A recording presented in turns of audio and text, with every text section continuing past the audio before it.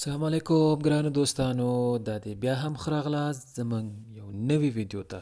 ګرانو دوستانو، څنګه چې تاسو مانه غوښتنه کړې وه چې کوم سوالونه مې چې کړو چې د هغې دپاره ما غوښتل ویډیو جوړه کړم، دا دی هغه ستاسو د سوالونو ځوابونو ته او کوم غوښتنې چې مې کړې په دې ویډیو کې ما تاسو ته ځای په ځای کړي دي. ګرانو دوستانو، دا معلومه ده چې ډېری دوستانو مانه غوښتنه کړې وه چې د الی ورب یعنی د الی فعل د تلل فعل تاسو ته تشریح کړم. ګران دوستانو، چې دا الی ورب چې دا د دریم ګروپ ورب یا فعل ده. موږ تاسو د اول ګروپ گردان په 12 درس کې ویل او په تیر درس کې مو په 20 درس کې مو د دویم ګروپ درسونه ویل چې دا ځینې سوالونه یې رامنځته کړه. ګرانو دوستانو، د هغه سوالونو د رفع کولو لپاره به نن موږ تاسو دغه درس وایو. ګرانو دوستانو، د دې لپاره چې زموږ ویډیوګانې همیشه تاسو لپاره درشي، نو زموږ چینل هیله کوم سبسکرایب کړئ او زما ملاتړ وکړئ. ګرانو دوستانو، دغلته زه د تاسو ته عنوان ښکاره کوم. الی تلل ته وایي. ګرانو، په فرانسوي کې څه ته وایي؟ تلل. زه ځم، ته ځې، که نه؟ او که په تېره شوې زمانه کې ته تللی وي، زه تللی وم، که نه؟ دلته معنا ګوره، تاسو ته ما واضح شکل باندې لیکلې ده.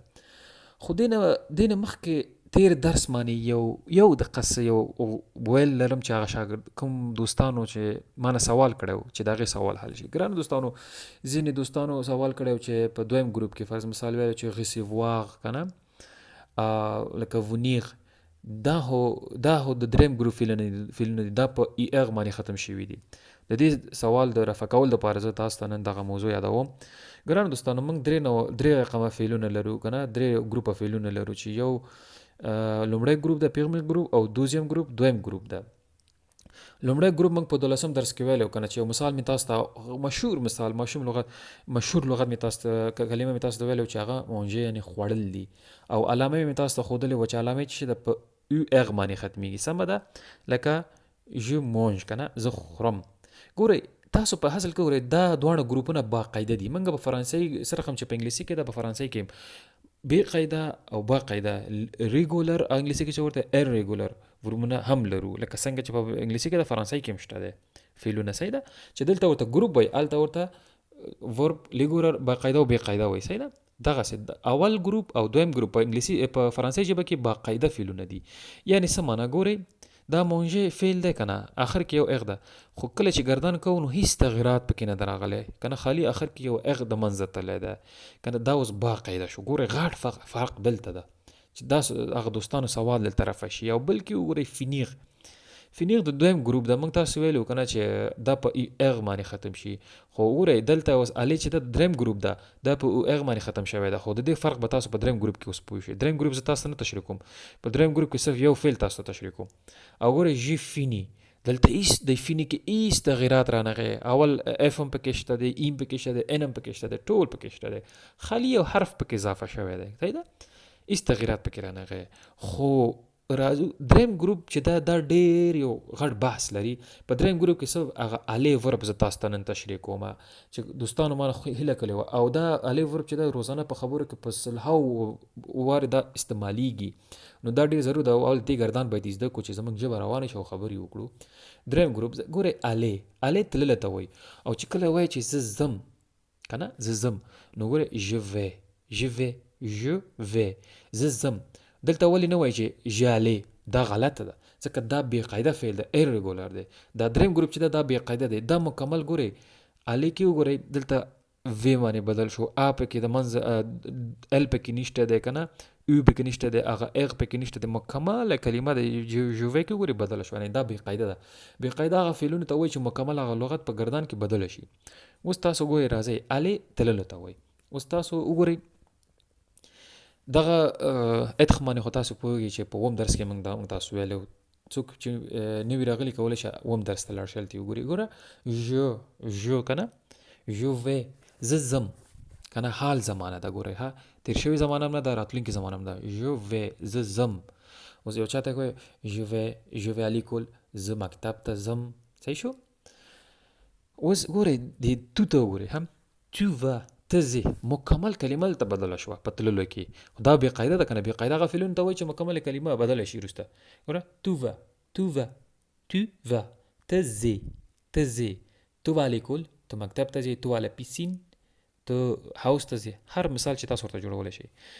ایل او ال د پاره اوس ګورئ دلته اوس ګورئ یو بل فرق پکې پیدا شوی دی تو وا هغه اسم پکې نشته دی دلته ګورئ تو وا بخښنې سره ال وا ایل وا یا ال وا ته ځې هغه هلک یا ال وا یا ته هغه جینۍ یا ښځه ځې که نه صحیح شو په دغه باندې خو پوه شئ ګورئ دا یې ګردان ده او په دې نو کې ګورئ نو زالو دلته لیوزون کیږي ځکه یو خو اس راغلی دی اس نه مخکې او راغلی دی بیا د الو کې ا راغلی ده نو دا اس په زد باندې بدلېږي دې ته لیوزون وایي ښه لیوزون کیږي nous allons مونږ ځو nous allons مونږ ځو په دې وو کې وګورئ vous allez دلته هم لیوزون کیږي vous allez تاسو ځئ که نه ته نه تاسو ځئ مکمل فرق پکې راغی ګوره هغه شی پاتې نه شو ګورئ په دې اخر کې هغه مؤنث او مذکر چې جمع وي که نه یا ډېر هلکان وي یا ډېر ښځې وي که نه ils vont مکمل کلمه فرق راغی ځکه دا دریم ګروپ بې قاعده دی ګورئ اگر چې په اغ باندې ختم شوی دی تاسو به سوال پیدا شي چې اول ګروپ هم په اغ باندې ختم شوی خو هلته په کلمه کې فرق نه راځي تغیرات نه راځي لومړی ګروپ ته یو ځل لاړ شئ وګورئ هلته هېڅ فرق نه راځي ګورئ په 12 درس کې همدغسې په دویم ګروپ کې خو دلته مکمل د دریم ګروپ خاصیت دا دی چې مکمل کلمه بدلیږي ته شو د دریم ګروپونو مثالونه او فعلونه به تاسو ته نور ویډیوګانو کې نور هم اضافه کوم او همدغسې ال وون که نه هغه جنکۍ یا هغه ښځې ځي ګران دوستانو په دې خو پوه شئ زه تاسو ته اوس یو بل اصطلاح په دې ورب د الې کې یو اصطلاح ده چې تاسو ته تشریح کوم الې ا پلو لیو الې د تلل فعل دغه ا چې ده که نه ته معنا ورکوي پلس لیو یا کوم ځای ته چې ځئ دغه ځای لیو محل ته وایي صحیح شو دا یو فرمول ده استرکچر د ورته انګلیسي کې وایي څه معنا ورکوي ته یعنی غازي ته ځم ته غازي ته ځم ته دا هغه ځای معنا ورکوي یعنی دا یو پرپوزیشن ده که نه یو حرف ربط چې ورته وایي دو جملې چې سره نښلوي که نه دغسې یو شی ده د ګورئ دغلته تاسو اله که نه الې اله دا اله دا اول اله چې ده که نه دلته دا هغه کلمات استعمالي کې چې هغه مونث وي دا بحث موږ په مونث او مذکر په جنسیتو کې په تیر درسو کې ویل په درسونو کې شته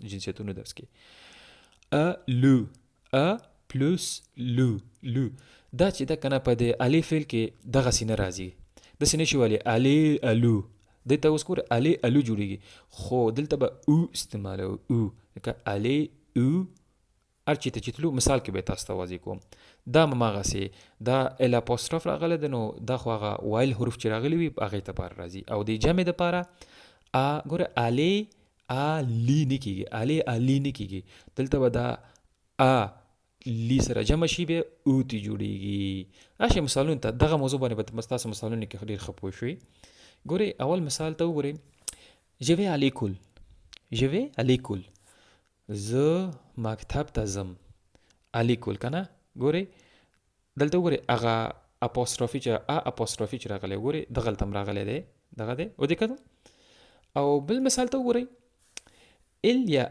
ال va au سینما مذکره کلمه ده یعنی مؤنثه نه ده فیمینن ده مسکولن نه ده صحیح ده نو دلته ګورئ دلته به داسې نه وایو که نه چې elle va aller سینما elle va aller دا ډېر بې معنا او بې کیفیته او په خبرو کې هم ډېر ښه نه ښکاري نو فرانسویانو دا قاعده داسې ټاکلې ده چې دلته به او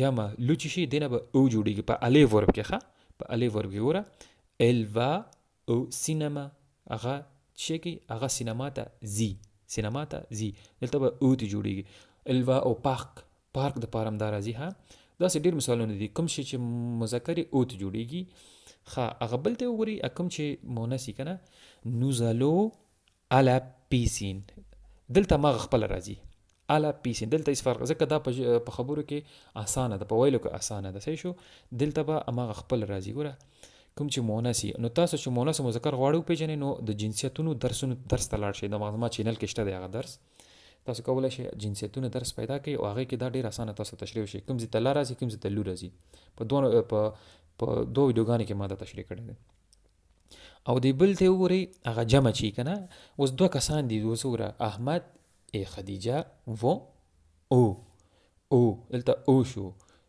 États-Unis که نه امریکا ته ځي. دلته ایتازوني ګورې جمع ده، څه شی ده؟ ایتازوني جمع ده، یعنی دغه امریکا کنه ایالات متحده چې ورته وایي کنه دا جمع ده. بعضې ملکونه دي جمع دي، بعضې ملکونه دي چې مفرد دي، بعضې ملکونه چې دي نو لکه دوه نومونه جوړ شوي نو هغې دپاره بیا جمع راځي کنه. دا په کوم ترکیب کې استعمال شوی دی؟ ګوره کله چې او لی یو ځای شي په ورب د الی کې، په ورب د تلل کې، نو هغې نه به او جوړیږي. ګوره احمد خدیجه و او ایتازونی، نو احمد او خدیجه چې دي زی به امریکا ته یا یو اس ای چې ورته وایي کنه، ایالات متحده یا د امریکا متحده ایالات چې ورته وایي. نو دغه قاعده باندې تاسو ځان دوستان پوه کړئ. او په دې وربلې کې یو وړوکه اصطلاح بل هم شته دی چې په اول درسو کې موږ تاسو ویلو کوم تلیوو، تاسو څنګه یاست، یعنی وخت څنګه تیریږي، په تاسو وخت څنګه تیریږي، یعنی څه معنا، یعنی تاسو څنګه یاست. دا سوال شو. په جواب کې ژوی بیان زه خیم، یعنی زه خیم، یعنی وخت تیریږي کنه. ګورئ په تلل، یعنی تلل دلته معنا ورکوي، خو دغه اصطلاح چې ته څنګه زه خیم یا تو va bien آیا ته ښی وی مخسي او مننه. دغه اصطلاحات دي ګرانو دوستانو چې ورب الی کې استعمالیږي. دا د ورب الی هغه دوستانو لپاره چې ما نه هیله کړې وه چې ورب الی، خو خدای وکړي چې تاسو دریم او دویم او د دویم اولو ګروپ ترمنځ فرق باندې پوه شوي. دغه یو عمده فرق دی ګرانو دوستانو. دې نه پس تاسو ته راتلونکي درسو کې به د ونیغ د راتلل، یو خو د تلل د راتلل فعل هم تاسو ته تشریح کوم، او انشاءالله چې د حال زمانې درسونه باندې تاسو ښه پوه شوي. اوس به د راتلونکي او د تیر شوي زمانې په ګرامر باندې به کار کوو، او نوي نوي اصطلاحات دي چې ستاسو خبرې ورسره ښه شي. ګران دوستانو د نننۍ زموږ درس همدونه و. ډېره مننه. زموږ چینل بیا هم سبسکرایب کړئ، او راتلونکي درس هم د ورب د الی پورې مربوط ده چې راتلونکي زمانه ترې جوړیږي، نږدې راتلونکي، چې هغې کې به تاسو ډېر ښه شیان زده کوئ. د الله په امان. مننه.